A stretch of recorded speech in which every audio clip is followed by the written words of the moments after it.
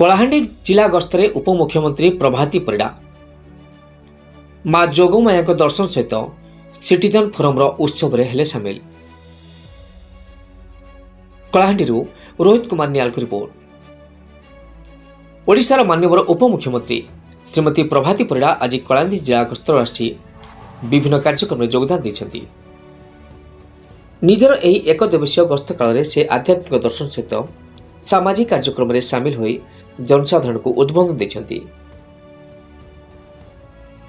ମା ଯୋଗମାୟା ଶକ୍ତିପୀଠରେ ଦର୍ଶନ ଏବଂ ଆଶୀଷ ଭିକ୍ଷା କରିଛନ୍ତି। ପ୍ରାରମ୍ଭରେ ଉପମୁଖ୍ୟମନ୍ତ୍ରୀ କେସିଗାଁ ବ୍ଲକ ଗୁରୁଜୀମୁଣ୍ଡାସ୍ଥିତ ପ୍ରସିଦ୍ଧ ମା ଯୋଗମାୟା ଶକ୍ତିପୀଠ ପରିଦର୍ଶନ କରିଥିଲେ।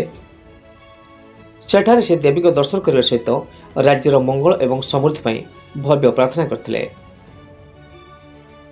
ମନ୍ଦିର କମିଟି ପକ୍ଷରୁ ତାଙ୍କୁ ଭବ୍ୟ ସ୍ୱାଗତ କରାଯାଇଥିଲା।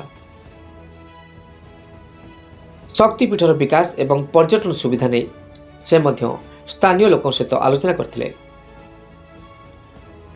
ସିଟିଜେନ ଫୋରମର ବାର୍ଷିକ ଉତ୍ସବରେ ଯୋଗଦାନ କରି ଧାର୍ମିକ କାର୍ଯ୍ୟକ୍ରମ ପରେ ଶ୍ରୀମତୀ ପରିଡ଼ା କେସିଗାଁ ସହରର ପ୍ରମୁଖ ସେବାଭିମୁଖ ସଂଗଠନ ସିଟିଜେନ ଫୋରମର ବାର୍ଷିକ ଉତ୍ସବରେ ମୁଖ୍ୟ ଅତିଥି ଭାବେ ଯୋଗଦାନ ଦେଇଥିଲେ। ଏହି ଅବସରରେ ସେ ସମାଜ ଗଠନରେ ନାଗରିକ ସମାଜର ମୁଖ୍ୟ ଭୂମିକା ଉପରେ ଗୁରୁତ୍ୱାରୋପ କରିଥିଲେ। ଆଜିର ଏହି କାର୍ଯ୍ୟକ୍ରମରେ ଅଞ୍ଚଳର ବହୁ ମାନ୍ୟଗଣ୍ୟ ବ୍ୟକ୍ତି, ଫୋରମର କର୍ମକର୍ତ୍ତା ଏବଂ ସ୍ଥାନୀୟ ଜନସାଧାରଣ ଉପସ୍ଥିତ ଥିଲେ।